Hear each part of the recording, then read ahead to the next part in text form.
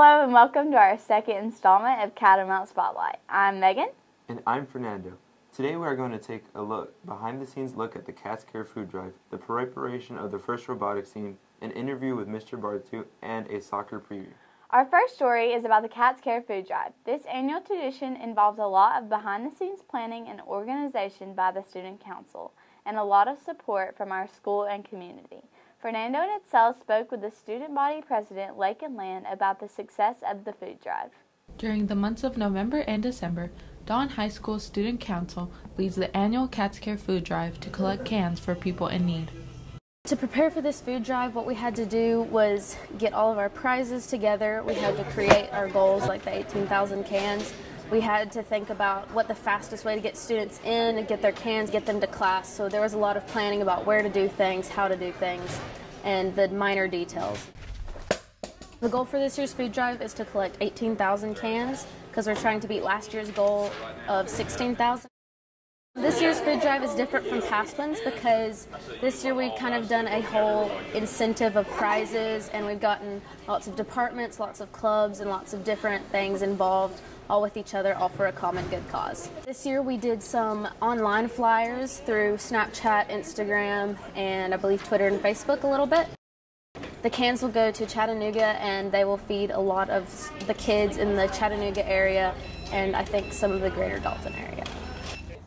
This was your behind-the-scenes look at your Cats Care Food Drive. Happy holidays! The Cats Care Food Drive collected over 16,600 cans, totaling 16,321 pounds of food. The donations will provide 14,092 meals to families in the Northwest Georgia area. Every year we try to take a moment and catch up with Principal Bartu. One of our teams asked him to reflect on the first semester and his goals for the rest of the school year. Probably the biggest thing I've seen this semester, particularly when it comes to our students, is a really, really good culture in our building. I see you guys watching out for each other, helping each other out, supporting each other, and continuing to try to meet the challenges that you have with your schoolwork and with your own personal lives as well. So I hope to see those things and the good culture that we have at our school continue. Well, my goals and hopes for the second half of the year are probably about the same as they are for the first half of the school year. Again, I hope we continue to nurture and foster that really good school culture that we have. That's up to you as a student body to really ensure that that takes place.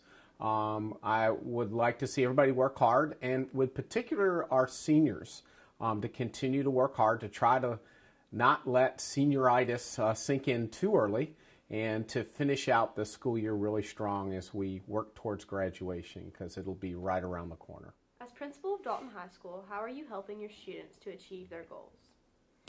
Well, I think my biggest role in helping students achieve their own particular goals is that of encouragement along the way.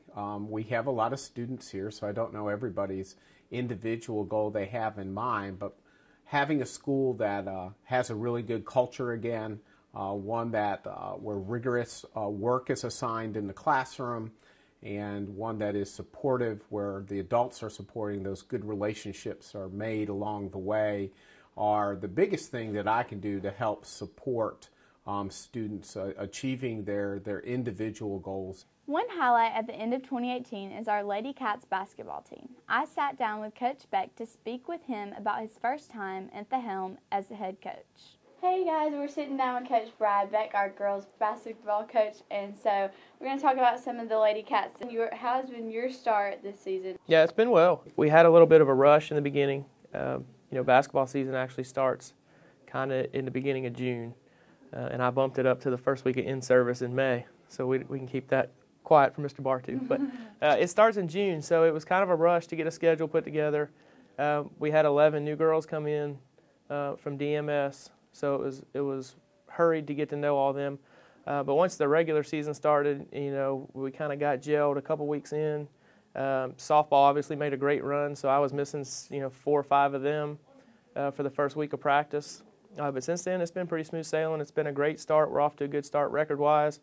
Getting better every day, so that's the goal, is to just keep getting getting better each day. We want to peak kind of in February. We don't want to be at our best right now. So that's the steps we're trying to take.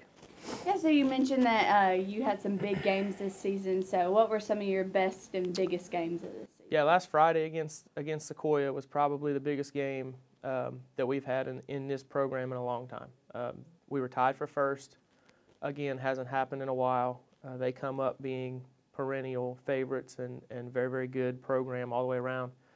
So to beat them up here with a rockin' packed gym, great effort all night, we handled their pressure well. That was a huge win, and we got another really big one this Saturday against Creekview. If we can get Creekview and have them both in the win column, you know, I always believe in my girls, but maybe if we get that one, I'll start to really believe we can make a run at this thing.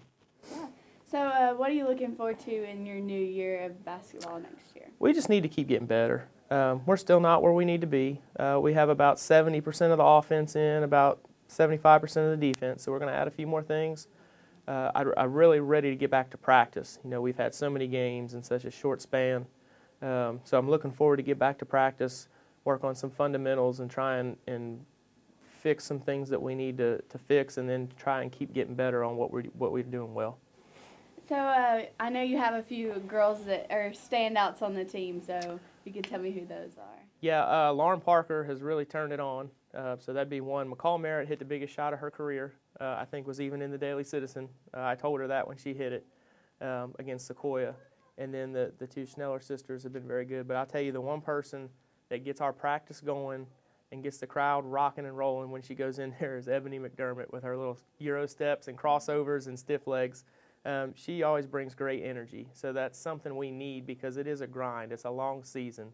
But, you know, we're carried by 7 seniors, and they are obviously the leaders, and they're starting to be leaders without me having to tell them to lead. They're starting to lead on their own, which is the goal, is to be a player-led organization. So they're doing a great job. So those seniors are by far my leaders and standouts.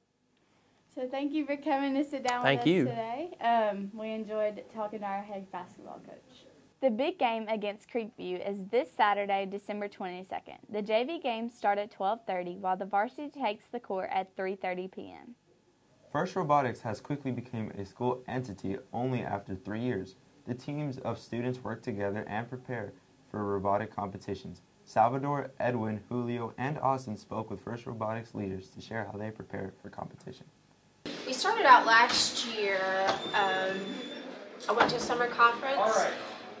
They gave engineering teachers a choice to whether do First Robotics or TSA. And I said, you know what, First Robotics looks really fun, engaging. It's all about the kids, and the kids get to choose how they're going to design, how they're going to build, and run their team. So we chose First Robotics.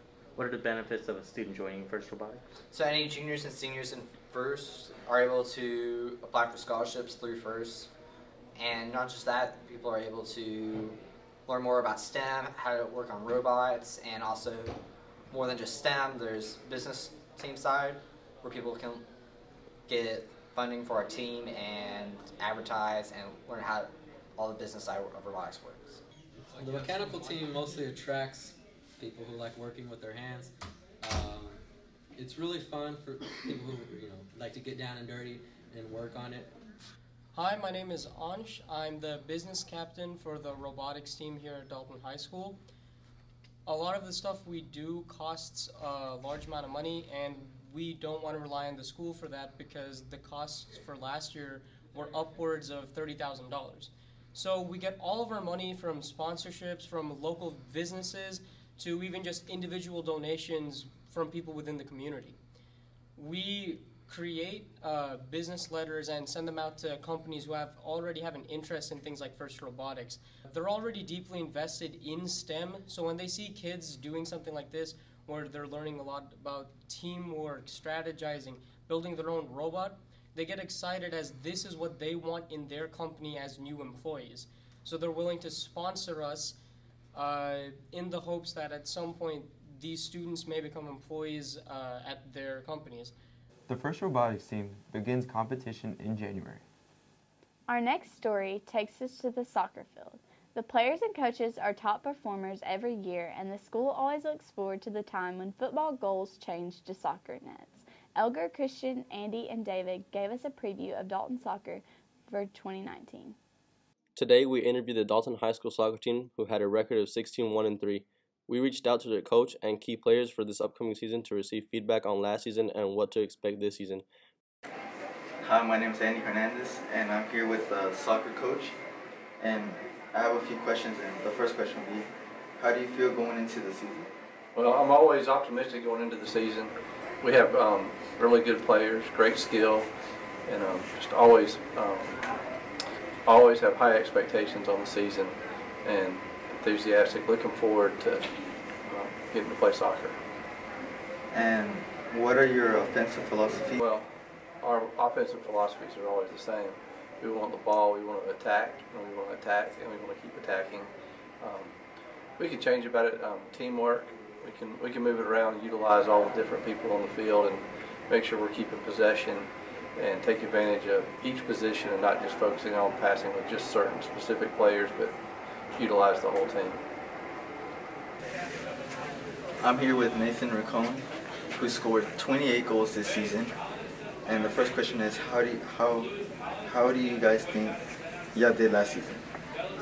We did well. We dominated throughout the season eventually. And when it came to playoffs, we choked in PKs, but overall, we did very solid.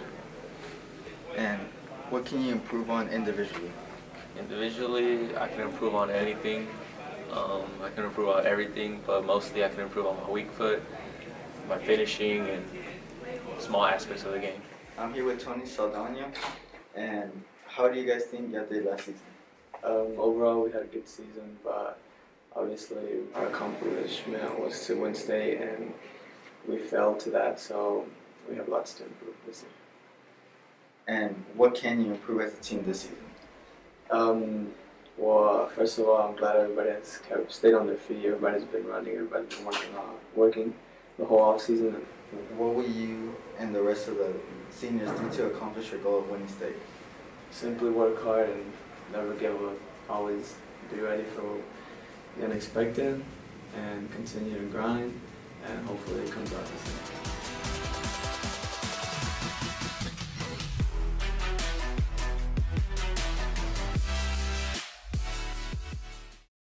Coach Cheeves is ready for the time when soccer practice can officially begin January 14th. The first game will be in February.